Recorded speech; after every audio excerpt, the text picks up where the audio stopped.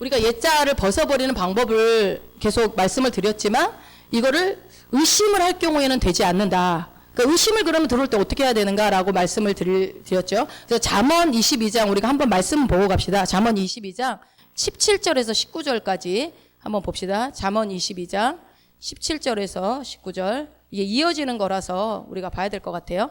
잠언 22장 17절, 18절, 19절 같이 읽습니다. 시작. 너는 귀를 기울여 지혜 있는 자의 말씀을 들으며 내 지식에 마음을 둘지어다. 이것을 내 속에 보존하며 내 입술에 있게 함이 아름다우니라. 내가 너로 여호와를 의뢰하게 하려 이것을 오늘 특별히 내게 알게 하였노니. 아멘. 하나님이 특별히 여러분에게 알게 하신 내용이 있는데 그것이 무엇이다? 너는 귀를 기울여서 지혜 있는 자의 말씀을 들어라. 그러니까 일단 말씀을 듣는데 그 말씀을 내 지식에, 그러니까 하나님의 지식에, 하나님의 말씀에 무엇을 두라고요? 네 마음을 둬야 된다. 마음을 둔다라는 것은 뭐다? 둔다라는 것의 원어를 우리가 살펴봤죠. 꽉 붙들어 맨다라는 의미가 있다라고 했죠. 그래서 말씀에다 내 마음을 꽉 붙들어야 된다. 그렇게 하고 그 뒤에 가니까 내 입술에 있게 함이 아름다움다. 뭐로요? 선포하는 겁니다. 선포하는 것까지. 그러니까 여러분 야고보서도 우리가 보면서 두 마음을 갖고 있으면 하나님이 일하실 수 없다라고 했죠. 믿기도 하고 의심하기도 하고 된다고 했다가 주님은 주실 거야라고 했지만 한편에서는 안 주면 어떡하지? 이런 마음이 있을 때 아유 주님 뭐 그래도 적당히 좀 해주시지라고 얘기하는데 이게 원리라는 거예요. 그러니까 하나님 믿음이 없으니 아이가 아픈 아이를 데리고 와서 아버지가 믿사오니 나의 믿음 없는 것을 도와주세요. 말이 안 맞는 얘기를 하잖아요. 믿사오니 믿음 없는 나를 도와달라. 그 말은 뭐예요? 믿어서 나오긴 했는데 얘가 고쳐질까 하는 것에 대한 의심이 있는 거예요. 그게 어떤 우리의 상황과 비슷하다. 우리도 계속 여러분 강단에서 서른 피조물은 이러한 사람입니다. 방금 우리가 읽은 선포에서도 나는 온유한 자입니다. 나는 시기하지 안 믿어져. 나 방금도 화내고 왔는데 내가 어떻게 온유한 자야? 안 믿어지는 거예요. 계속. 그러니까 그런 의심들이 있는 것들을 어떻게 제거하느냐라고 했을 때 그것을 보면서 첫 번째로 어떻게 하면 된다고 했어요? 일단 주님 도와달라고 하면 된다고 그랬어요. 그렇죠? 주님은 너무 좋으신 분이기 때문에 우리가 도와달라고 할 때 언제든지 흔쾌히 도와주시는 분이다. 주님 도와주세요 라고 부탁을 하고 두 번째는요. 하나님의 말씀 앞에 우리의 마음을 붙들어 놓는 것이다. 아까 말씀드렸죠. 세 번째가 뭐예요? 그것을 입으로 말씀을 믿고 입으로 계속 선언해야 된다. 이렇게 할 때 의심을 이길 수 있다. 의심을 거절하고 의심을 하지 않고 믿음으로 나아갈 수 있다. 방법을 세 가지를 말씀드렸어요. 오늘 본문 말씀을 이제 이어서 한번 가봅시다. 요한복음 20장 23절. 너희가 네 죄든지 사하면 사하여질 것이요 네 죄든지 그대로 두면 그대로 있으리라 하시니라. 아멘. 너희가 네 죄든지 사하면 사하여질 것이요 네 죄든지 그대로 두면 그대로 있으리라. 여러분 이 말씀이 혹시 여러분들은 이해가 되셨어요? 저는 평생토록 이 말씀이 이해가 안 됐거든요. 도대체 이 말이 도대체 뭘까? 저는 이제 이해가 안 되는 말씀들을 참 많이 이렇게 보면서 설교도 물론 들어보고 얘기를 해주시면 저한테 이렇게 확 안 와닿으면 저는 이해가 안 됐더라고요. 그 말씀 중에 하나가 저는 이 말씀이었거든요. 많은 말씀들이 있었지만 이게 계시가 열려지지 않으니까 못 깨닫는 거죠. 근데 너희가 네 죄든지 사하며 예수님이 죄 사하는 건 알겠어요. 근데 여기서 주어가 누구예요? 너희가요. 너희가 우리가 네 죄든지 사하면 사해진대요. 여러분들이 죄를 사하면 사해진대요. 이 말씀이 굉장히 논란이 많이 된 말씀 구절이기도 해요. 그래서 굉장히 많은 해석들이 있어요. 이 말씀, 이 구절에 대해서는. 그런데 오늘 제가 말씀드리는 것도 뭐 100%라고 말씀드릴 수 없지만 저도 이제 오늘 말씀드리는 거 말고도 다른 관점으로도 말씀을 드릴 수 있지만 오늘은 그냥 사전적인 의미에서의 단어를 보면서 설명을 드릴게요. 그래서 여러분들이 이 말씀에 대해서 어떻게 이해하고 있는지는 모르겠지만 오늘 지금 제가 계속 말씀드린 흐름에 내 옛자를 벗어버리는 방법, 지금 그 얘기 계속 하고 있어요. 의심이 들어오면 벗어버릴 수 없다. 의심을 이제 그 부분을 말씀드렸고 이 말씀을 보면서 너희가 이 말씀이 여러분이 확인되어지면 많은 부분 계시가 열려지거든요. 그러니까 이 부분을 좀 풀어드릴게요. 보니까 23절에 지금 너희가 죄를 사하면 사해지고 그대로 두면 그대로 된다라고 했는데 그 윗구절에 무슨 얘기를 하고 이 얘기를 하셨는지를 보면 좀 더 이해가 되겠죠. 그러니까 22절을 한번 읽어봅시다. 그 이후에 이 말씀을 하시고 저희를 향하사 숨을 내쉬며 가라사대 성령을 받으라. 아멘. 이 구절도 저는 좀 이해가 안 갔었어요. 여러분도 혹시 이해가 가시나요? 안 가시나요? 이해 안 가죠. 왜 안 가요? 성령을 받는 사건은 사도행전에서 나오거든요. 지금 여기 사도행전 아니죠. 예수님이 지금 마가의 다락방에서 성령 임하기 전에 예수님이 부활하시고 오셔서 첫 번째로 한 얘기예요. 와서 그 제자들을 만나서. 그러니까 지금 여기서 뭐라고 이 말씀을 해서 저희를 향해서 숨을 내쉬었대요. 후 하고 성령을 받으라 라고 숨을 내신 거예요.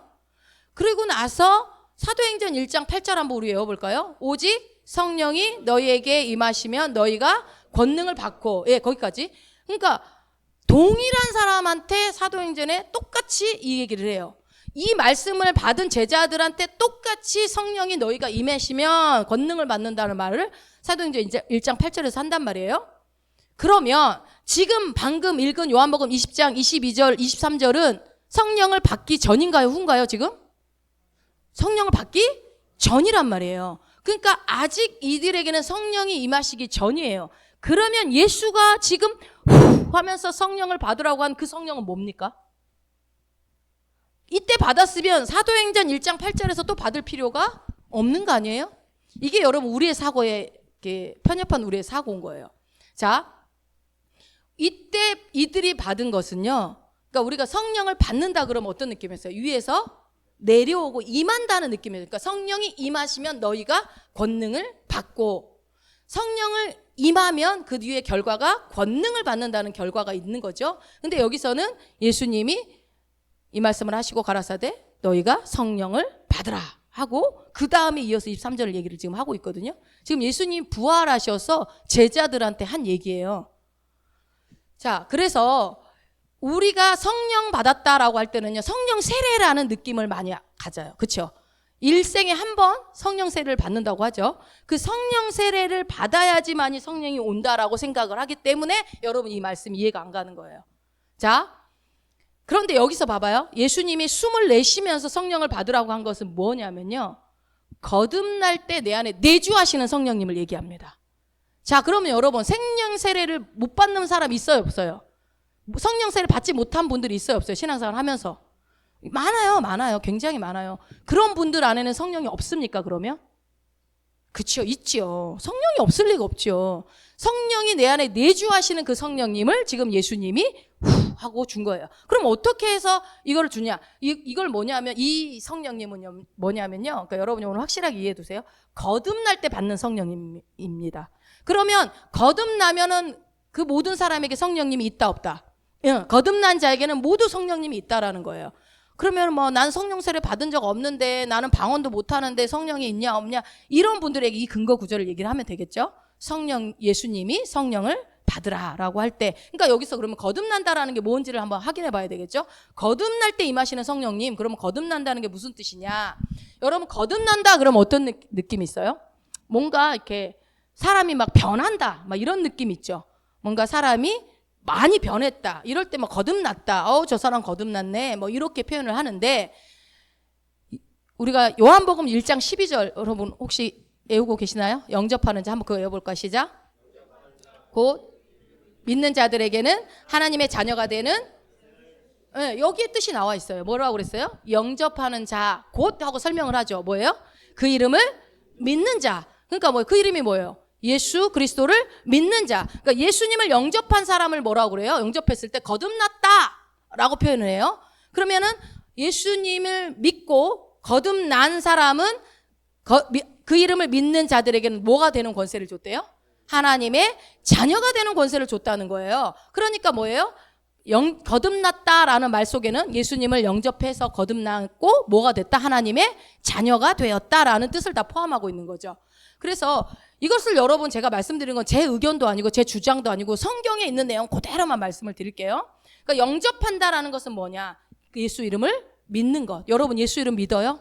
예, 그러면 여러분 예수님을 영접한 거죠. 그래서 우리가 예수님은 나의 구원자이십니다, 예수님은 나의 주인이십니다 라고 고백하는 것을 뭐라고 그래요? 예수님을 영접했다라고 해요. 그래서 영접기도 시킬 때 이걸 따라하게 하죠.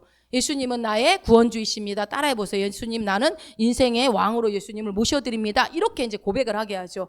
이것을, 그리고 예수 그리스도라는 이름의 뜻이 뭔지 알고 계시죠? 구원자라는 뜻이 있어요. 구원자. 그러니까 구원하는 자라는 뜻이 예수 그리스도 이름 안에도 있단 말이에요. 그러니까 그분의 이름을 받아들인 순간 나는 구원을 받게 되는 거죠. 그래서 예수님을 영접하면 하나님의 자녀가 된다라는 것을 성경에서는 말씀하고 있고, 하나님의 자녀로 그러니까 됐다라는 건 뭐예요? 여러분, 자녀가 됐다는 것은 우리가 어떤 부모가 있다는 뜻이죠. 그 부모로부터 내가 태어났을 때 자녀가 됩니다. 그러면 우리는 누구로부터 태어나는 거예요? 그러니까 네, 하나님의 자녀가 되었다고 했으니까, 하나님의 자녀가 되는 권세를 줬다고 했으니까 우리가 태어나는 것이 이제 위치가 바뀌는 거예요. 어디서 태어나요? 예, 하나님으로부터 태어나게 되는 겁니다. 이것을 거듭났다라고 표현하는 거예요. 그러니까 여러분은 이제 누구누구의 육신의 부모로부터 태어난 것도 맞지만, 더 큰 의미로는, 더 본질적인 의미로는 여러분은 이제 어디서 태어났냐면 위에서 태어난 자입니다. 그러니까 여러분, 우리가 고백기도지 우리는 위로부터 난 자입니다 라는 고백을 하죠. 그게 이 근거예요. 우리가 하나님의 자녀로 태어났다라는 거, 거듭났다, 그러니까 다시 태어났다는 거예요. 여러분, 우리가 다시 태어났어요. 자, 다시 태어났는데 이 다시 태어났다라는 말을 원어로 살펴보면 어떤 뜻이 있냐면요, 위로부터 났다, 하나님으로부터 났다, 하나님의 영으로부터 태어났다라는 뜻이 있어요. 그러니까 여러분, 우리가 되게 놀라운 존재인 거예요.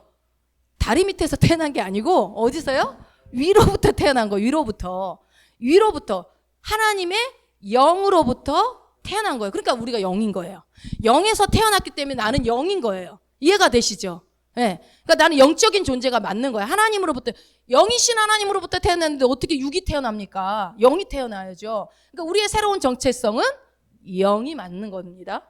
이제 이해가 좀 되십니까? 그래서 나는 위로부터 온 자다, 하나님으로부터 왔다, 하나님의 영으로부터 다시 태어났다 라고, 그것을 거듭났다, 그것을 영접했다, 예수 그리스도를 영접했다, 이렇게 표현할 수 있겠죠.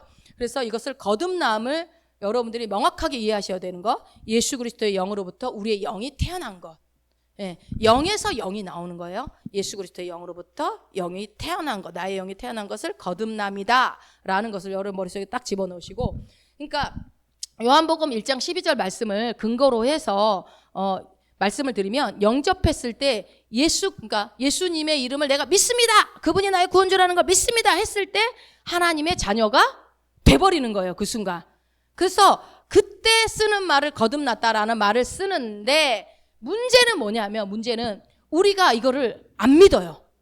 이걸 의심해요. 이게 문제야. 여러분이 아멘은 했거든요. 저도 아멘 했고, 예수님을 영접하는 순간 나는 위로부터 난 자가 되었다는 것을 아멘 했지만, 내가 거듭난 자가 되었다는 것을 아멘 했지만, 이거를 100% 믿는 사람들이 많지 않기 때문에, 내가 영적인 존재로서 하나님의 것이, 모든 것이 나한테 와서 내 삶에 풀어질 수밖에 없는 것을 믿지 못하니까 풀어지지 못하는 거예요. 자, 여러분, 하나님의 자녀, 잠깐만 생각을 해보세요. 하나님의 자녀, 저는 말씀을 준비하면서 묵상을 해봤어요. 하나님의 자녀, 영접하는 자, 곧 그 이름을 믿는 자들에게, 여기까지 여러분 우리한테 해당되는 거죠.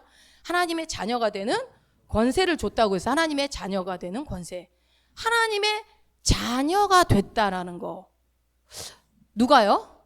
내가 하나님의 자녀가 됐다라는 것이 뭘까? 이 생각을 해보니까, 하나님의 자녀가 되는 권세가 되었다는 것이, 하나님의 자녀? 하나님의 자녀? 엄청난 거예요, 생각할수록. 여러분 그러잖아요. 부모가 대단한 부모 밑에 태어났는데, 야, 부모가 뭐래, 이렇게. 육신도 그러한데, 근데 다 죽잖아요. 대통령도 죽고 다 죽는데, 하나님의 자녀? 내가 하나님의 자녀? 여러분 오늘 가서 한번 그것만 한번 생각해 보세요. 내가 하나님의 자녀라는 것은 뭐지? 이게 엄청난 건데, 우리가 너무 이 의미를 이렇게 소홀히 가볍게, 어떻게 보면 당연하기 때문에 그런지 모르겠지만, 여러분 그거를 왜 제가 묵상하라고 그러냐면요, 그거를 확고하게 내가 내 안에 믿어져 버리고 그 정체성이 여러분 것으로 딱 내가 이렇게 수용해 버릴 때 놀라운 일이 일어나거든요.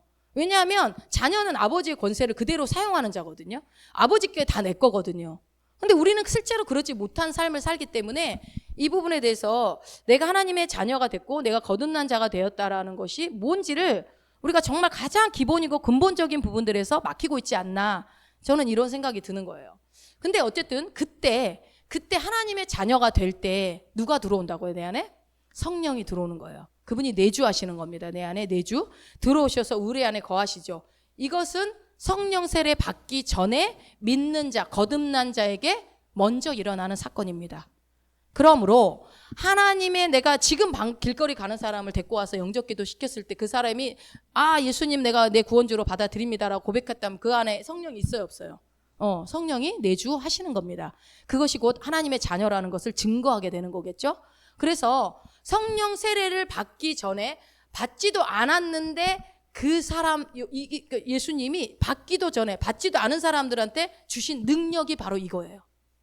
그 능력이라고요, 능력. 그러니까 어떤 성령 세례만 받고 방언 기도를 유창하게 하는 사람에게만 능력이 있는 게 아니라 성령이 이미 내 안에 들어오는 순간 하나님의 자녀된 권세가 이미 우리 안에 능력으로 주어진 거예요. 그러니까 뭐 성령 세례 못 받았다고 막 뭐라고 할 필요는 없는 거예요. 이미 내 안에 내주된 권능까지 받으려면 성령 세례를 받아야죠.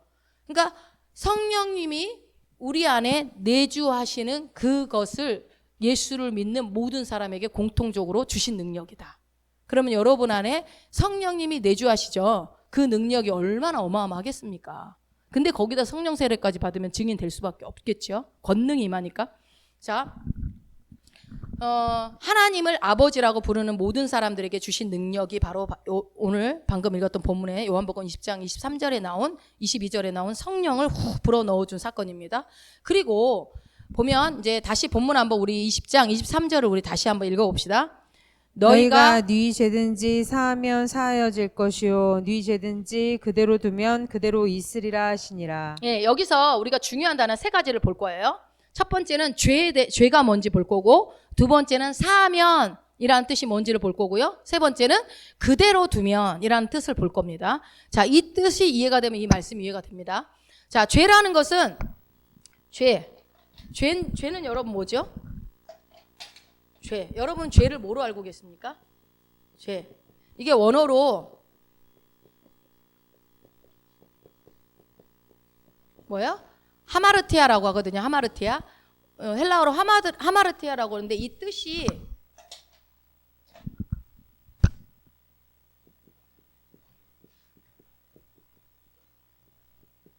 뭐예요? 관역을 제가 옛날에 에베소서 할 때 여러분들한테 설명을 드렸었어요. 근데 몇 년 전이니까 하마르티아라고 하는데 뭐라고요? 관역을 빗나가다는 뜻이에요. 관역을 빗나가다. 자, 그러니까 이게 죄라는 것이 여러분 단순히 내가 오늘 하나 잘못한 거 그런 죄가 아니고 굉장히 광범위한 뜻을 갖고 있어요. 지금 방금 읽은 요한복음 20장 23절의 죄가 이 하마르티아라는 거거든요. 그러니까 어떤 뜻이냐? 관역이라는 거 그럼 뭘까? 이 관역을 빗나가다간다고 했는데 그럼 이 관역은 뭘까? 우리가 이제 설명을 해줘야 되겠죠. 관역은 뭘까요? 그러면 여러분 하나님의 말씀, 네. 하나님의 말씀이라고도 하고요. 또 뭐라고 하냐면 하나님의 어떤 원리, 하나님의 말씀의 원리와 법칙, 네. 하나님의 말씀의 원리, 뭐 법칙, 뭐 이런 것들, 그리고 또 하나님의 축복. 말씀이 축복이니까 뭐 축복 이런 것들이 있어요. 근데 이런 것들이 우리에게 되게 익숙해져 있으니까 여러분들이 좀 쉽게 이해하기 쉽게 설명을 해주면 이 관역이라는 것은 이렇게 이해하시면 좋을 것 같아요. 하나님의 최선. 하나님의 최선. 자, 죄란 하나님의 최선 밖에 있는 거, 나가는 거. 하나님의 밖에 있는 그 모든 것을, 하나님의 축복에서 벗어난 모든 것을 죄라고 얘기합니다. 자, 우리가 이것을 죄라고 할 수 있나 하는 것까지도 죄에 포함됩니다. 예를 들어 제가 설명을 해드릴게요. 왜냐하면 지금 왜 제가 이 죄에 대한 설명을 하냐면 이 말씀이 여러분들이 난해한 구절이니까 이해하기 쉽게 하기 위해서 이제 하나 단어를 설명해 드리는 거예요. 그러니까 여러분 로마서 14장 23절 한번 찾아보세요. 말씀에 로마서 14장 23절. 여기를 접어놓고 로마서 14장 23절. 죄가 얼마나 광범위한지 여기에 나와 있어요. 14장 23절 읽습니다. 의심하고 먹는 자는 정죄되었나니 이는 믿음으로 쫓아하지 아니하는 연고라. 믿음으로 쫓아하지 아니하는 모든 것이 죄니라. 네. 저는 이 말씀 읽을 때마다 가슴이 철렁철렁 내려앉았거든요. 예전에 믿음으로 쫓아하지 않으면 다 죄라고? 그냥 이 구절은 빨리 읽고 지나가고 싶었어요. 항상 저는 읽을 때마다 여기를. 근데 보니까 뭐요? 믿음으로 쫓아하지 않는 건 다 죄래요. 근데 믿음으로 하지 않는 거 우리 되게 많잖아요. 근데 이게 죄라고 그래요? 그러니까 죄는 우리가 생각하는 것보다 사실 굉장히 폭이 넓습니다. 굉장히 폭이 넓어요. 그래서 요한복음 20장 23절에서 말한 이 죄도 하마르티아라는 이 죄인데 누구의 죄든지라고 했기 때문에 요한복음 20장 23절에 누구의 죄라고 하면 내 죄 포함? 다른 사람의 죄일 수도 있겠죠. 그렇죠? 그리고 또 굳이 나한테 직접적인 영향을 준 건 아니지만 누군가로 인해서 죄 지은 것들, 그런 것들 다 포함하는 거예요. 자, 예를 들어 설명해보면 예전에 오마바 대통령이 동성혼을 합법화 시켰어요. 기억 아시나요? 네, 합법화를 시켰어요. 여러분들 화가 났어요, 안 났어요? 화 안 나요? 승질 나잖아요. 동성혼을 합법화 시켰는데 왜 화가 안 나요? 막 열이 받잖아요. 승질이 나고 막 그래서 막 아유 막 하면서 욕을 하게 되잖아요. 그러면서 죄를 짓잖아요. 혈기를 내고 화를 내고 그러면서 근데 그 오바마 대통령이 직접적으로 저한테 뭔 영향을 끼쳤어요? 아닌데 우리가 화가 났잖아요. 그런 죄까지도 포함. 그러니까 직접적으로 그 사람 때문에 내가 죄 지은 건 아니지만 어쨌든 간에 내가 영향을 받아서 죄를 짓는 것까지 포함. 혹은 또 이게 이제 두 가지면 내가 지은 죄도 있지만 상대방이 지은 죄까지도 내가 살 수 있는 능력이라는 것을 포함하고 있습니다. 자, 그래서 이 죄라는 것은 그런 의미로 여러분들이 기억을 하시면 되고요. 자, 두 번째 사하다는 것은 여러분이 뭘로 알고 계십니까? 사하다. 그럼 한국말로 용서하다. 예, 대부분 용서하다. 용서하다는 뜻을 알고 있는데요. 이것의 원어를 보면 깜짝 놀랍니다. 자, 이 사하다는요, 무슨 뜻이냐면 원어로는요, 무엇을 멀리 보내버리다는 뜻이 있어요. 그러니까 뭐예요? 멀리 보내버리다. 첫 번째는 그 뜻이 있고요. 두 번째는요, 제거하다라는 뜻이 있어요. 띄어서 제거하다. 우리가 막 스티커를 띄어서 구겨서 버려버리듯이 띄어서 제거한다라는 뜻이 있고요. 세 번째로는 버리고 아예 떠나버린다라는 뜻이 있어요. 그래서 이혼하다라는 뜻도 있습니다. 이 안에 이혼하다. 우린 단순히 용서하다라는 정도 의미로 알고 있는데 이 원어에는 이런 의미가 있는 거예요. 멀리 보내버리고 제거해서 떼어내서 버리고 아예 떠나버리고. 그러니까 되게 더 강력한 의미죠. 되게 그러니까 완전히 막 버리고 떠나버리는 거. 근데 이거를 영어에서는 어떤 단어로 이거를 해석을 했냐면요. 뭐요? 리미트라는 단어를 썼는데요. 리미트 그러면 수학에서 뭐 리미트 뭐 이거 아니고 수학 용어 제한하다의 그 리미트가 아니고 리미트는 뭐냐면 송금하다. 돈을 보내다 할 때 쓰는 리미트예요. 리미트. 그러니까 첫 번째 이 리미트 뜻이 뭐가 있냐면 송금하다, 보내다, 죄를 용서하다. 이 뜻이 있거든요. 여러분 어렵게 생각하지 마세요. 이거를 왜 이렇게 설명을 하냐면 여러분이 내 옛사람을 벗어버릴 때 쉽게 할 수 있도록 제가 이 과정을 거치는 거예요. 더 여러분이 새롭게 되어져야 하나님의 축복들이 풀어지니까. 자, 송금하다. 그러니까 누군가 나한테 나에게 있는 돈을 누군가한테 보낼 때 송금이라고 하죠. 보내는 거. 그리고 죄를 사한다. 용서한다. 보내다. 이런 뜻이 있어요. 사진을 한번 한 장 보여줘 보세요. 자, 여러분 이 사진을 보면 무슨 생각이 나는지 한번 보세요. 그거 말고 예, 됐어요. 이거 보세요. 뭐가 떠오르세요? 이거 보면 로켓 발사가 생각나세요? 뭐 상표 같은 거 안 떠오르세요? 쿠팡이 떠오르십니까? 로켓맨이 떠오르십니까? 쿠팡의 로켓맨, 그렇죠? 로켓 리미트라고 써 있죠. 이거는 뭐냐면요, 호주의 송금 회사의 이름입니다. 그러니까 로켓 리미트라고 송금 회사, 호주에 그러니까 돈을 보내는 회사. 그 다음 거 한번 보여줘 보세요. 여러분이 방금 쿠팡, 로켓맨 했던 거, 이게 진짜 쿠팡이에요. 이건 쿠팡이에요. 여러분 쿠팡 들어가 보면 되시죠. 그래서 오늘 저녁 12시 전에 주문하면 내일 새벽에 와 있어요. 진짜 빠르죠. 그래서 로켓 배송. 근데 여러분 방금 처음에 보여드렸던 로켓 리미트라는 이 송금 회사는 2004년도에 설립된 회사거든요. 그럼 누가 따라한 거예요? 얘네가 따라한 게 아니라 한 걸로 알 수 있겠죠. 어쨌든 그래서 이 로켓 그림을 보면 이 구조를 볼 때마다 여러분 이 로켓이 떠오르라고 제가 이 사진을 보여드린 거예요. 왜 그러냐면 이 리미트가 뭐라고요? 송금하다라는 뜻이 있거든요. 로켓 리미트. 그러니까 로켓 리미트라는 말은 뭐겠어요? 송금을 할 때 최대한 빠르게 빛의 속도로 송금해주겠다. 이 얘기겠죠? 로켓을 발사하는 것 같은 속도로 송금을 해준다. 그래서 로켓 리미트라는 회사 이름을 지었나 봐요. 그런데 이 로켓을 그러니까 여러분이 로켓을 보는 순간 아 송금이 엄청나게 빠르게 되겠구나 하고 이해하라고 자기네 회사 로고를 로켓을 그려놓은 거겠죠. 그런데 여러분 우리가 이제 이 로켓을 생각하고 이제 송금하다라는 게 아까 우리 뭐에서 송금하다는 뜻이 있다고 그랬어요? 죄를 사한다에서 사한다의 뜻이 리미트라고 그랬잖아요. 죄를 사한다 리미트. 그래서 우리가 송금 그러면 내 돈을 내가 누군가한테 보내주는 거니까 그렇게 생각하지 말고 그냥 반품하는 거. 반품으로 생각하면 좋을 것 같아요. 그러니까 누군가 나한테 상처를 줬어요. 그럼 빛의 속도로 반품을 해버리는 거예요. 빛의 속도로 이 상처를 내가 갖고 있지 말고 보내버리는 거예요. 자, 이거는 이제 뒤에가 좀 더 설명을 해드릴게요. 세 번째로 이제 사한다의 반대인 그대로 두다를 한번 보겠습니다. 그대로 두다. 여러분 우리가 그 죄를 사하면 사해주고 그대로 두면 그대로 있다라고 했죠. 그러면 사하다와 그대로 두다는 반대겠죠. 반대. 그럼 그대로 두다라는 것은 헬라어로 크라테오라는 건데 이 크라테오라는 뜻을 보면 이 사하다는 뜻이 더 쉽게 이해가 될 겁니다. 자, 그대로 두다는 여러분 우리나라 말은 그냥 그대로 두다. 이거 그대로 두다. 그러면 아무 행동도 하지 않고 그냥 가만히 있는 것 같은 느낌으로 받아들여요. 그대로 두다. 되게 수동적으로 번역이 된 거예요.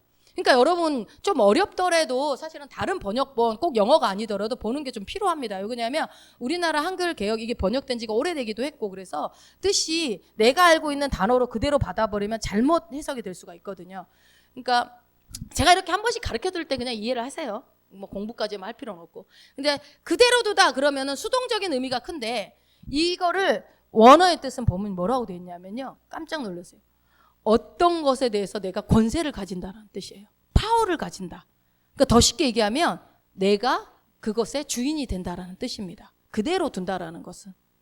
그러니까 나 상처받았어. 그럼 어떻게 해요? 나 상처받았어? 그 상처를 내 안에 꽉 가지고 있는 거예요. 안 내놓고. 권세를 가진다는 것은 내가 가져버리는 거, 꽉 가져버리는 거, 파워를 가지는 거예요. 힘이 세서 내가 더 이상 내어주지 않는 거예요. 주인이 되는 거예요. 그러니까 무엇의 주인이 되다라는 뜻도 있어요. 이게 그대로 둔다라는 게 주인이 된다. 그러니까 내가 그 마음에 뭐가 되는 거예요? 주인이 되는 거예요. 상처받은 누군가에게 상처받은 그 마음의 주인이 내가 된다라는 뜻입니다. 그러니까 용서하셔야 됩니다. 용서하십시오. 우리 주님도 당신을 용서하셨으니 용서하십시오. 라고 앞에서 아무리 말을 해도 못해요. 할 수 없어요. 그 인간이 나한테 한 짓이 어떤 짓이에요. 내가 어떻게 용서합니까? 라고 못 버려요. 못해요. 라고 말하는 때 그 말이 뭐냐면 그 마음에 그 상처에 내가 주인 노릇을 하는 거고 내가 그 권세를 파워를 가지고 있는 겁니다. 그 마음에 대해서. 그것을 그대로 뒀다라고 한국말로 표현하면 그대로 두다라고 지금 표현을 한 거예요.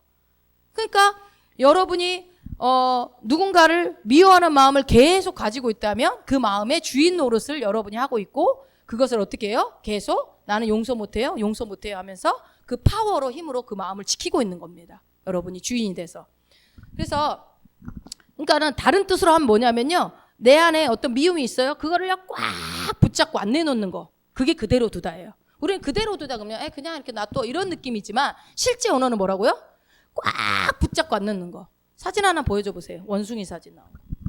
이거를 보시면 이해가 될 거예요. 자, 원숭이가 바나나를 먹으려고 유리 항아리에다 손을 넣었어요. 그랬더니 저거를 빼서 먹으려고 하니까 손이 이렇게 움켜져가지고 이제 커져가 들어갈 때 이렇게 들어갔는데 안 나오는 거죠. 이거 우리 옛날 이솝우화에도 뭐 그런 내용이 있었는데 안 빼져요. 그러면 어떻게 하면 손이 나와요? 바나나를 내려놓으면 손이 나오는데 안 내려놓고 어떻게 하는 거예요? 그 항아리, 유리 항아리 안에 손이 갇혀서 고통당하고 있는 거예요. 여러분 이게 딱 그대로 두다의 표현입니다. 내가 누군가를 미워하는 마음을 갖고 있는 거예요. 바나나가 미워하는 마음이라고 생각한다면 이거를 딱 쥐고 있으면서 이거를 포기를 못 하는 거예요. 이 바나나 꼭 내 거라서 난 이거 내려놓을 수 없어서 그래서 어떻게 해요? 우리가 이 유리 항아리 안에 갇혀 있는 겁니다. 내 마음에 이 바나나의 주인은 나기 때문에 모르겠어요. 본인이 실수로 넣는지 모르겠지만 를 잡는 거죠. 이것을 뭐라 하냐면 유리병이라는 감옥의 포로가 된 모습입니다. 여러분 이거는 내가 힘을 갖고 내 마음을 내고 꽉 잡고 있고 권세를 가지고 있고 파워를 가지고 있다고 생각을 하지만 사실은 뭡니까? 포로가 된 겁니다. 포로된 상태. 그러니까 나는 용서하지 못해. 용서할 수 없어. 절대 안 놓을 거야. 라는 것이 뭔가 내가 힘이 있어서 그 사람을 용서 못하는 것처럼 보여지지만 실상은 뭐예요? 그대로 두다라는 뜻의 의미로 나는 포로가 된 거예요. 그 감정의 포로가 되었다. 자, 꽉 붙잡고 있다. 그래서 그대로 두다는 어떤 것에 권세를 가지다, 주인이 되다, 꽉 붙잡고 놓지 않다. 이게 사전적인 해석인데 이것을 우리나라 말로 부드럽게 바꾸면 어떤 것의 소유권을 내 것이라고 주장하는 것입니다. 그러니까 내 감정을 내 거라고 주장하는 거예요. 그러니까 이것도 어려우면 더 쉽게 얘기하면 그대로 둔다는 것은 용서하지 못하는 마음을 얘기합니다. 예. 그래서 주님이 용서해야 된다라고 주님이 우리의 죄를 용서하신 것처럼 용서하라고 이런 얘기를 하는 게 그 하나님이 내가 당한 고통을 몰라서 그런 얘기를 하는 게 아니라 포로가 되기 때문에 너가 지금 포로가 이 상태야. 고통당하고 있으니까 빨리 그거 놔. 용서해버려. 그러면은 자유케 되고 그러면 저기 안에 있는 바나나를 못 먹으면 하나님 바나나를 안 주실까요? 내려놔야 이 손으로 다른 바나나를 집을 거 아닙니까? 더 많이 집을 수도 있는데 그거 안에서 우리가 마음을 내려놓지 못하는 거죠. 근데 여러분 이게 우리 안에 되게 많아요. 평생 꽉 붙잡고 안 내려놔요. 용서하지 않을 거야. 절대 용서할 수 없어. 그 마음 내어 버리세요. 그 마음 포기하세요. 아니야! 나는 이걸 포기할 수 없어. 그 인간이 어떤 인간인데 난 죽어도 용서 못해. 죽어도 포기 못해. 우리가 이렇게 살아갈 때 우리는 어떻게 된다는 거야? 그러니까 포로로 된 모습으로 살아간다. 그래서 굉장히 강력한 단어인데 우리 한글 성경에는 그냥 그대로 둔다 이렇게 되게 가볍게 됐기 때문에 여러분이 그동안 가볍게 읽었을 거예요. 자, 그러면 이 그대로 두다의 반대 의미가 뭐라고요? 사하다라는 거죠. 사하다. 그럼 이 사하다를 한번 생각을 다시 한번 해봅시다. 실제로 이제 서로 반대말입니다. 근데 사하다라는 것은 어떤 것이 내게 아니니까 그 소유권을 포기하고 원래 주인에게 보내버린다라는 뜻이거든요. 보내버린다. 그러니까 내 안에 미움이 생긴 거는 누군가 나한테 미움이 생기게끔 만드는 원인이 있지 않습니까? 그러니까 그거를 돌려 보내는 거예요. 그러면 우리가 생각하기에 그 사람한테 돌려보내 뭔가 좀 그렇잖아요. 용서하라고 그랬는데 그 미움, 그 저주를 막 다 보내는 것 같으니까 그러니까 그렇게 생각하지 말고 그러니까 오바마가 그런 동성혼을 합법화 시킨 거에 화가 나서 오바마한테 그 저주야 다 가라 막 이렇게 하고 싶지만 그렇게 하면 안 되고 어떻게 해요? 여러분 원래 죄의 근원은 누굽니까? 소스는 죄의 근본은 마귀입니다. 마귀. 사탄 마귀가 죄의 근본이기 때문에 그들에게 돌려보내는 게 가장 합법적이고 가장 여러분들이 쉽게 생각할 수 있을 것 같아요. 그러니까 나에게 미움을 심어준 게 우리는 겉으로 보이기에는 그 상대방이지만 실제로 누가 한 거예요?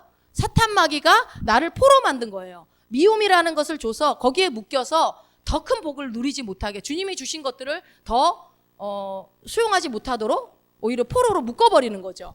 그러니까 우리가 어떻게 해야 되겠어요? 그럼 내 안에 있는 내 감정이라든지 아니면 내 현실 속에 뭐 가난이라든지 내 질병이라든지 내가 갖고 있는 주님이 주시지 않은 것들 그 모든 것들이 내 안에 있을 때 이걸 어떻게 해야 돼요? 빨리 사해버려야죠. 리밋?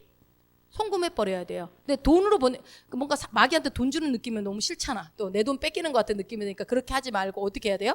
반품한다. 반품하는 느낌으로. 거기 로켓 리미트 반품 그거 있죠. 한번 그 사진 한번 보여보세요. 그거 말고 그 밑에 거. 더 밑에. 그 밑에. 반품의 의미로. 반품의 의미로. 반품한다고 그러면 여러분 마음에 안 들 때 반품하죠. 그러니까 내 안에 있는 마음에 안 드는 것들은 그냥 그러니까 이게 똑같은 의미가 뭐냐면 마가복음 11장 23절에 여러분 이 산더러 들리어 저 바다에 던지우라고 했어요. 이 산이 내 문제잖아요. 바다에 뭐예요? 던져버리라. 근데 요즘 바다에 있는 것도 막 건져내니까 그렇게 하지 말고 아까 그 달로 보내는 거 그거 보내. 로켓을 우리가 이제 지금 어차피 로켓을 봤으니까 이렇게 생각하시면 돼요. 어디로요? 다시는 못 돌아오게 달로 보내버리자고요. 우주로 그냥 보내버리는 거야. 다시는 못 오게. 그래서 여러분 예수로 떠나가라 미움은 떠나가라 해놓고 나서 다시는 들어오지 말지어다 하는 게 이거예요. 근데 여러분 멀리 보내버리면 그런 말 안 해도 안 와요. 어디로요? 저 우주 밖으로. 그러니까 이 로켓을 여러분이 항상 생각하셨으면 좋겠어요. 빛의 속도로. 그러니까 어떤 게 들어왔을 때 가만히 갖고 있지 마시고 주인 노릇하고 파워를 내세우지 마시고 권세를 내세우지 마시고 지구를 떠나가라. 옛날에 유행하는 말이 있었죠. 지구에서 달러 떠나 보내버리는 거예요. 내 안에 안 좋은 것들을. 여러분 왜 그렇게 하냐? 이게 옛사람을 벗어버리는 방법이에요. 이게 벗어지지 않아서 여러분들이 내가 영으로서 기능을 못하게 하는 것들이 있기 때문에 그래요. 그래서 이제 바다에 던지우는 것도 절로 던져질지어다. 뭐 우리 목사님 예전에 막 축사하시고 막 할 때 저기 뭐 어디로요? 공동묘지로 가라 귀신아. 그럼 뭐라고 그래요? 거기는 그때 뭐 텃세가 심해서 못 가 막 이렇게 막 한다고 막 귀신이 얘기할 때 막 그런 못 들으셨나? 응, 그런 얘기도 우리는 많이 경험했지. 그러면 뭐 저기로 가. 우리 목사님 우리 성도들한테 가면 죽어 막 이렇게 얘기하잖아. 그러니까 뭐요? 저리 꺼지라는 거예요. 얘기하면 듣는다는 거예요. 우리는 실제로 봐서 알잖아요. 귀신이 덜덜덜 떨면서 막 제발 나가지 않게 해달라고 부탁도 하고 막 그러잖아요. 막 장송곡도 부르고 막 그런 우리는 봤기 때문에 여러분 이해가 빠를 것 같아요. 그래서 어떻게 해요? 이 지구를 떠나서 저 멀리 떠나가 버려라. 다시는 오지 말아라. 근데 여러분 이걸 지킬 수 있는 거는 여러분 믿음이 있으면 떠났다고 믿으면은요 다시 안 오는 거예요. 말씀으로 채워놓으면 7 귀신이 들어오지 않아요. 안 채워놨기 때문에 그러는 거죠. 그랬을 때 여러분 제가 이렇게 굳이 이렇게 그림을 보여드린 이유는 여러분이 확실하게 시청각 교육으로 각인되시라고. 자, 그래서 요한복음 20장 23절에 너희가 네 죄든지 사하면 사해질 것이요 네 죄든지 그대로 되면 그대로 있으리라 하시니라. 이게 말씀이 되게 중요해요. 그러니까 거듭나자마자 예수님이 하신 말씀이니까 이게요 성령을 넣어줘야 거듭나는 거거든요. 성령이 내주하시는 순간 예수님을 내가 받아들이는 순간 내주하시면서 그 다음에 하신 말이 이 말이라고요.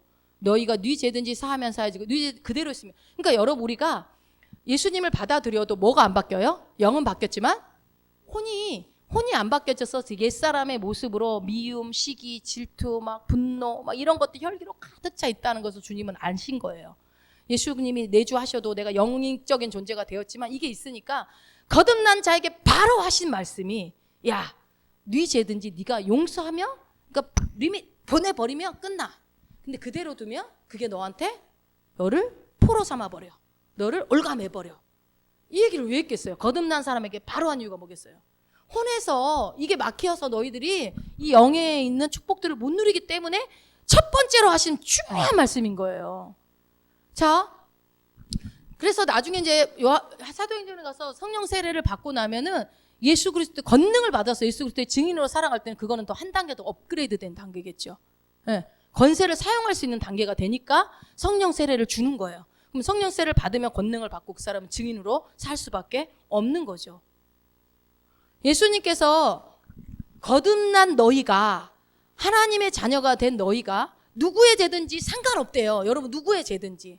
이거는 제가 나중에 가볍게 한 마디만 더 말씀드리면 자녀 중에 혹은 내가 사랑하는 사람 중에 예수를 안 믿고 예수를 믿는데 죄를 습관적인 죄를 짓는 걸 알고 있다고 해봅시다.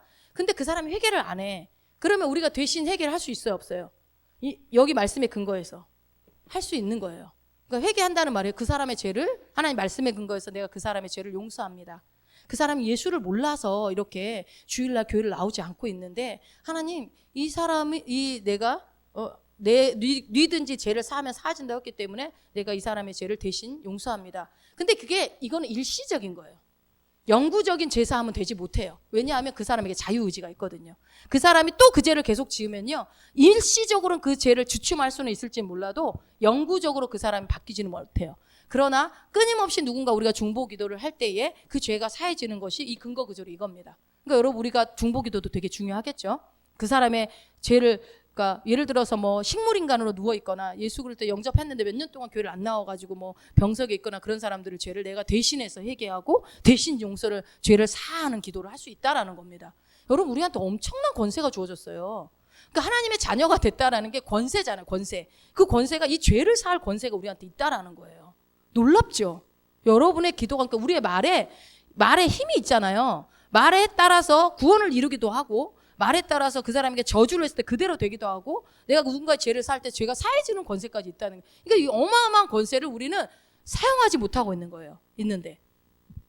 그래서 그 부분에 대해서 누군가의 죄를 사하는 거는 또 얘기하려면 길지만 이제 그 정도로만 알고 오늘은 이제 이 사전적인 의미만 볼게요.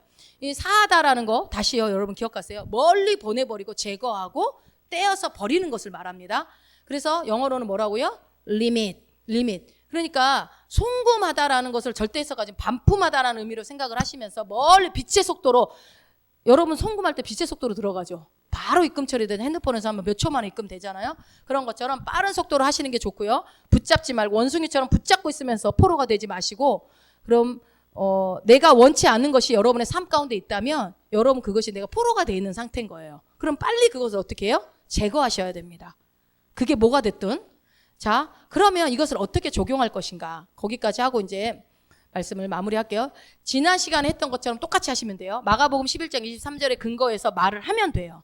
이제 실제적인 거, 실제로 여러분들이 적용하는 방법 알려드릴게요. 그러니까 말씀의 증거가 착착착 있으니까 여러분 이거를 믿을 수 있어요, 없어요? 예, 믿는 게 중요해요. 일단 의심이 요만큼이라도 있어도 역사가 일어나지 않기 때문에 믿는 게 중요해요. 그래서 믿고 말을 해야 돼요. 그럼 어떻게 말을 하냐? 어떻게 말을 하냐? 주님, 저는 이 땡땡땡을 제거합니다 해야 돼요. 이 땡땡땡, 이 가로 안에 여러분이 제거하고 싶은 습관, 뭐 혈기, 아니면 마음, 분노, 짜증, 우울, 외로움, 뭐 이런 모든 것들을 거기다 넣으면 됩니다. 넣으셔가지고 어떻게 해야 돼요? 주님, 그러니까 원래는 이건 제 것이 아닙니다. 그렇죠? 여러분 우리 아까 읽을 때 사랑은 오래 참고 온유하고 그게 다 내 거라고 했죠. 성령의 9가지 열매 누구 거예요? 내 거예요. 여러분 안에 다 있습니다.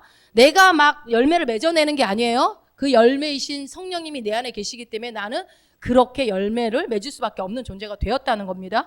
그러면은 원래 이 마음은, 이 시기의 마음은, 질투의 마음은 내 것이 아니니 저는 이 시기 질투의 마음을 제거해서 멀리 보내버립니다.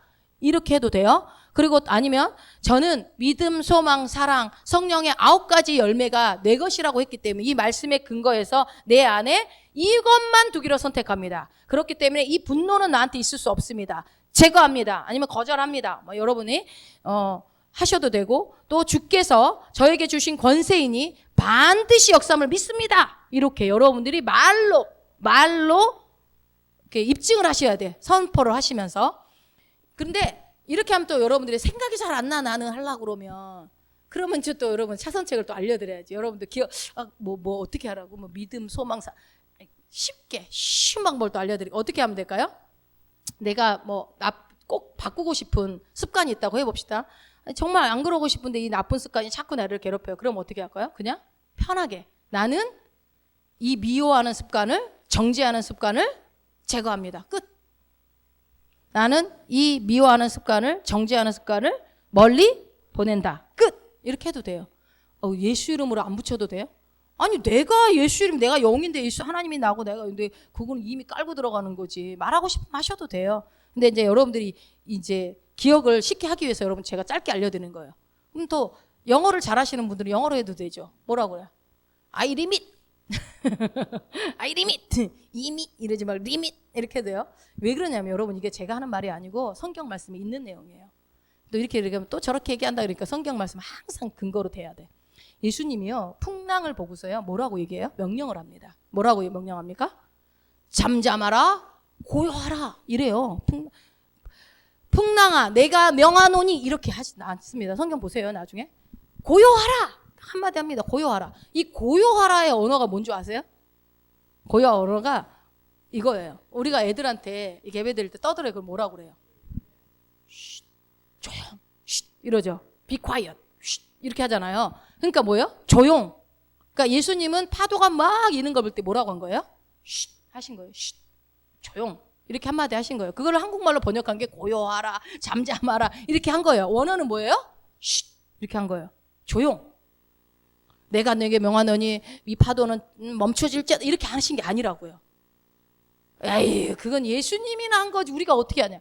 여러분 예수님이 하나님이시잖아요. 우리의 누구의 형상대로 지음받았어요? 예, 하나님의 형상대로 지음받은 자이기 때문에 그분의 권세가 내 거예요. 그러니까 하나님이 하시는 일은 내가 할 수 있는 겁니다. 뭐 이게 이렇게 말하면 또 내가 뭐 창조하고 그런 차원이 아니라 그분이 주신 권세가 방금 우리가 요한복음 20장 23절에도 권세를 줬다고 했잖아요. 그러니까 권세가 나한테 주어졌기 때문에 우리는 권세 받은 사람들이에요. 그래서 이 안에서 우리는 그렇게 할 수 있는 겁니다. 아멘. 예. 그러니까 본인이 원하시면 여러분 길게 얘기해도 되고 나는 길게 생각이 안 난다. 그러면 어떻게 해요? 나는 이거를 사한다. 나는 이걸 제거한다. 나는 이걸 떠나보낸다. 그냥 이렇게만 하셔도 돼요. 응? 난 이걸 버린다. 난 이거 원치 않아. 난 이걸 받지 않겠어. 난 이거 더 이상 내 마음에 두지 않겠어. 마음대로 하셔도 돼요. 마음대로. 그러나 뭐가 중요하다? 믿고 입으로 말하는 게 중요하다고요. 이런 방법으로 그러니까 길게 하기 싫으면 어떻게 해야 돼요? 몸이 막 으실으실 아프고 몸살 날라고 그래. 근데 길게 할 기운도 없어. 그럴 때 어떻게 하면 돼요? 쉿 이렇게 해도 돼요. 쉿. 아니 뭐 그래서 예전에 그 케네스 목사님 몸이 아프려고 그러면은 감기가 오면은 뭐 한다고 그랬어요? 따기를 한대 탁 때리면은 감기가 안 가버린대요. 실제로 살아계신 분이 얘기입니다. 따기만 해도 그 말 속에 뭐겠어요? 들어있는 거야. 그 뭐예요? 영이 주인이니까 명령하는 거야 몸한테. 그럼 명령에 따라서 파도가 잠잠해지는 것처럼 그렇게 된다는 거예요. 너무 쉽죠? 너무 쉬워요. 그러니까 믿음이 있으면 너무 쉬워요. 믿음이 없으면 아무리 장황하게 유창하게 말을 했어도 안 되는 거, 소용이 없는 거예요. 그러니까 이거를 꼭 한번 해보시면 좋겠어요. 마지막 하나 보여줘 보세요. 또 이거를 한번 저번에 제가 말씀드렸죠. 1부터 10까지의 마음을 한번 점검해. 여러분 우리가 나는 이미 기도의 효과를 확실하게 믿는다. 뭐 우리 목사님 같은 경우 뭐 기도를 목사님한테 이거 필요 없어요, 솔직히. 그냥 아니까. 근데 이제 초보의 신앙이거나 아니면 응답을 받는 부분에 있어서 내가 좀 이렇게 과정 속에 있다. 믿음으로 가는 과정 속에 있는 사람들은 이게 도움이 돼요. 그러니까 근데 여러분들은 뭐 별로 큰 도움이 안 될런지 모르겠는데 저는 이게 좀 도움이 되는 것 같더라고요. 그러니까 이거를 해보시면은 믿음으로 가는 과정 속에서 내가 응답을 확인하고 싶고 내가 어느 정도 됐는지를 확인하고 싶을 때는 이게 한 번씩 체크를 해보시면 감정이라는 게 눈에 안 보이니까 해보시면 근데 나는 알거든요. 내가 얼마나 미운지 어떤지. 그러니까 통증도 내가 얼마나 나는 10인지 뭐 5인지 이건 본인이 알거든요. 그러니까 해보시면 주님이 일하고 계시구나 하면서 여러분이 믿음이 더 막 활성화돼요. 그러면은 5 정도면은 이 5 남은 것까지 제거해버리자 하면서 또 기도를 또 처음처럼 기도를 할 수 있거든요. 한번 너무 괴롭다. 전혀 괴롭지 않다. 0부터 10까지. 해보셨어요, 혹시? 애한테만 하지 말고 본인들한테 좀 해보세요. 내가 뭐 예를 들어서 재정에 어려움이 있는데 그 괴로움이 10이냐, 그냥 0이냐 그러면 그러죠. 야, 0부터 10까지가 중요한 게 아니라 돈이 통장에 들어오면 끝나는 거지. 뭘 이러냐 이렇게 생각할 수 있는데 그러면 뭐 어떻게 하면 돼요, 여러분? 그럼 어떻게 해야 돼요? 명령하라니까요. 여러분의 입이 힘이라니까요. 여러분의 말이 권세라니까요. 어떻게 하면 돼요? 뭐를 쫓아내요? 가난을 쫓아내고 빚을 쫓아내세요. 그리고 뭐를 해요? 일감을 불러오게 하고 천사들 명령시키고 갖고 오라고 하고 어떤 방법으로든 갚아라. 하나님의 자녀가 가난하고 마이너스가 말이 되냐? 있을 수 없다. 여러분 이게 내가 하나님의 자녀잖아요. 그 권세가 있잖아요. 그 권세로 명령하라니까요. 왜냐하면 그럴 수 없거든요, 우리는. 근데 왜 그러냐?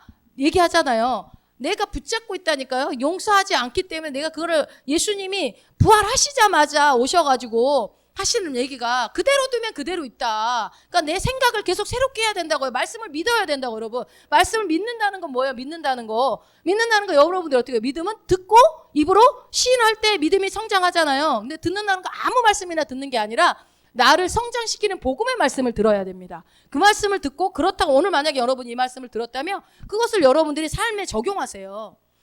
적용하면 될까요? 안 될까요? 일감 가져오라고 하면 가져올까요? 안 가져올까요?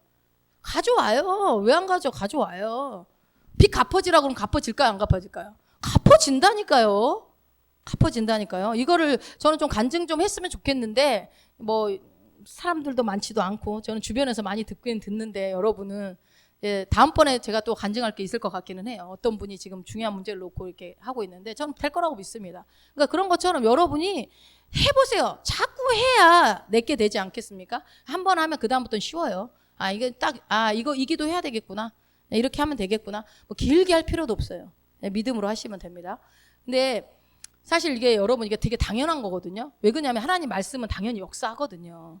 여러분 날 이거 반품한다. 원치 않아. 버려. 아이 리밋. 이렇게 제거한다. 이게 여러분이 말하면 됩니다. 해보세요. 이렇게 말한 게 오히려 부끄러운 거예요. 왜냐하면 하나님의 말씀이잖아요. 말씀이 그렇게 하라고 했잖아요. 너희가 이렇게 용서하면 사해주고 그대로 두면 그대로 있게 돼. 그러니까 내가 권세 줬으니까 했는데 그런다고 되겠어? 하면 하나님 말씀에 대적하는 거고 그런데 됐다 그러면 와 놀랍다 할 필요도 없어요. 당연한 거니까 하나님 말씀이니까. 그러니까 관건은요. 여러분 뭐예요? 의심하지 않고 믿을 것이냐. 이게 관건이에요. 의심하지 않아야 돼요. 의심할 때 그러면 방법도 알려줬잖아요. 의심할 때 어떻게 의심할 때 어떻게 하라고 그랬어요? 이것도 기억하시면 돼요. 첫 번째 주님께 도움을 요청하고 두 번째는 말씀에다 내 마음을 묵는 거예요. 그러니까 여러분 의심이 들어와요. 그가 채찍에 맞음으로 나음을 입었다고 허리가 아픈데 나음을 입었다 나왔는데 그런다고 됐겠어. 침 맞아야 될 것 같은데 수술해야 되는 거 아니야? 이런 의심이 들어오잖아요. 나음을 입었다는 게 안 믿어지잖아. 아직 통증이 있으니까. 그럴 때 어떻게 해야 돼요? 말씀으로 묵는 거죠. 아니야. 예수님이 채찍에 맞음으로 나는 나음을 입었어. 하나님의 신성한 공격이 내 삶 가운데 전 몸에 다 흐르고 있어. 아플 수 없어. 예수님의 이름으로 나는 치유함을 받았다. 이렇게 계속 얘기를 하라는 거. 그 얘기를.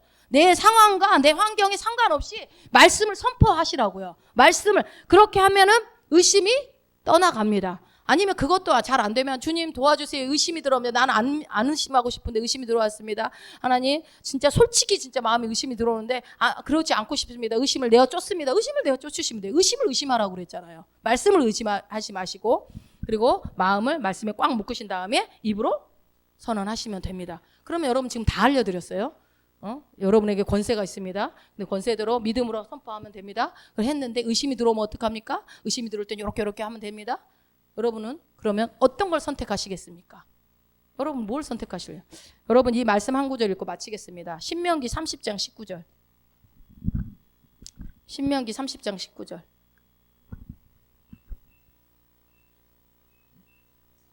같이 읽습니다. 신명기 30장 19절. 내가 오늘날 천지를 불러서 너희에게 증거를 삼노라. 내가 생명과 사망과 복과 저주를 내 앞에 두었은즉 너와 내 자손이 살기 위하여 생명을 택하고. 아멘. 여러분 하나님은 우리를 로봇으로 만들지 않았어요. 자유의지를 가진 인격적인 존재로 우리를 만드셨습니다. 그리고서 이런 말씀을 주셨는데요. 우리 앞에 뭐가 있대요? 생명과 사망과 복과 저주를 두고요. 그것을 선택하라고 말씀하십니다.